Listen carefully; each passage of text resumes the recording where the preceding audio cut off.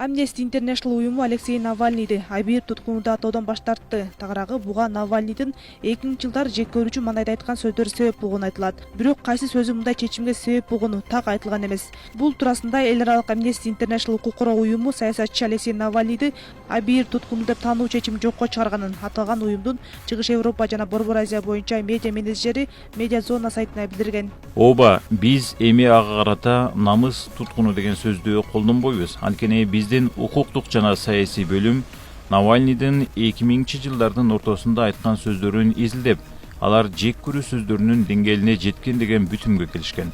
Бирок буга карабастан аны токтоосуз бошотуу талабыбыз күчүндө калууда. Анткени ал таза саясий себептер менен куугунтукталып жатат.